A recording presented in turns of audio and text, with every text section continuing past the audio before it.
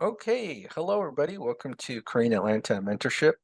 And in this video, I'm going to talk about good qualities of leadership, like what makes a good leader. And I think one of the things that really makes a good leader, and a rare one at that, is somebody who understands their role that they're in, right? And what's funny is, as I was thinking about this topic, this random YouTube video popped up in my feed. YouTube must know how to read my thoughts. But this YouTube channel by Simon, I don't know how to pronounce his last name, Sinek. I noticed the most popular video is most leaders don't even know the game that they're in, which is pretty much related to what I'm talking about. Like they don't understand what they're actually supposed to do or the role that they play and what makes a good leader versus a bad leader. And the other thing too about I'm not going to talk about this in this video about you be the dumbest person in the room as a leader, right? Very important. So I haven't watched the whole video yet, but I think it's going to be very interesting to watch these after I record this video. But it's related to the concept of leadership and understanding your role. Now, I remember when I was a young kid, let's say 12 or 13, when I used to play video games, like take it very seriously. Um, I would be, I was so into winning and it made me happy to win playing games, right? And then I noticed when I got a little bit older, like 18, 19, I just didn't derive any satisfaction from winning at a game, but I noticed that I did derive satisfaction from helping, other people win at the game, right? So I noticed, oh, okay, maybe this is my time to transition into maybe being some sort of a coach, right? So maybe when you're a student, you care, like, high school or middle school student, you care about getting straight A's, but eventually you have to be like a coach, or I'm sorry, a tutor or a teacher. It's the same thing in any other facet of life, right? In work or sports or whatever. But the problem is I notice why so many things are dysfunctional um, is because of bad leadership. And the problem with the bad leadership, or the issue is that most leaders don't understand that they're supposed to be the coach and not the player, right? So if you ever read the book, The 48 Laws of Power by Robert Greene, the first law is never outshine the master, right? Because if you outshine the master and you're, let's say, a great subordinate, great employee, or whatever, um, you're going to offend somebody's the leader's ego, and the leader will do anything to kind of strike you down so that you know your place. That's the summary of it, right?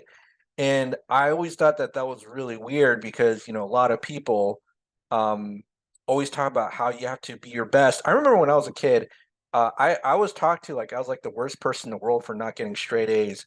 And then when I did get straight A's, because that's what people told me was the goal, I noticed that it wasn't whenever I cultivated my talents to be the best, I noticed that it wasn't uh, I didn't get a warm reception, right?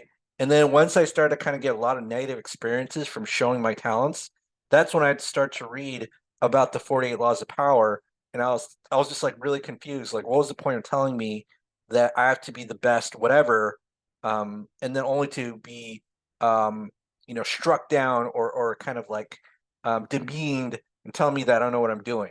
Right. And a lot of teachers go through this. I remember I was going through watching some YouTube videos about teachers, and there was like or teachers who were unsatisfied with the job and talking about how they all want to quit.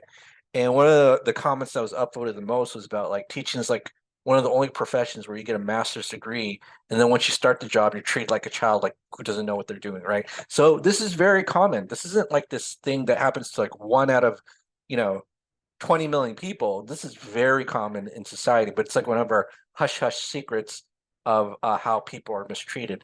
Now, back to my point, the reason why law number one happens is because leaders don't fundamentally understand their role, right? So as a leader, you are not there to be knowledgeable. Well, you should be somewhat knowledgeable about the game, but you're not there to play the game.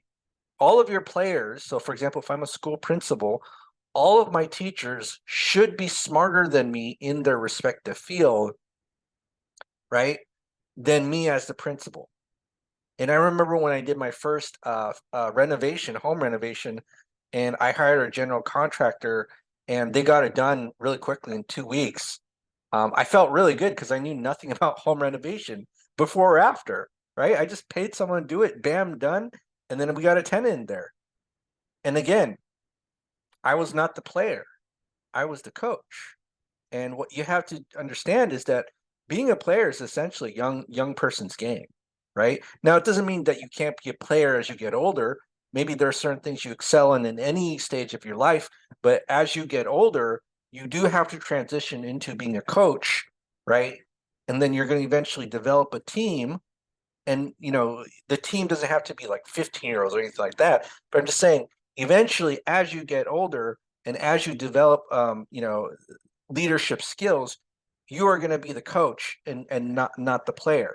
And you're going to learn how to, you have to be really conscious about this, but you're going to have to learn how to break law number 1 of 48 laws of power as a leader, which is allowing other people to outshine you, right? The reasons why so many businesses are dysfunctional, this is especially true with established businesses where they have like a product that hasn't innovated for a while. So think of like Pepsi or Coke or whatever, or maybe McDonald's, is because too many people are more concerned about enforcing the hierarchy. And one of the ways that they try to enforce the hierarchy is kind of like to gaslight the people under them to think that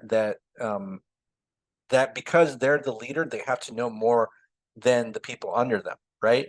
But again, it's a fundamental misunderstanding of leadership, that the leader gets more respect and by uplifting and helping other people shine.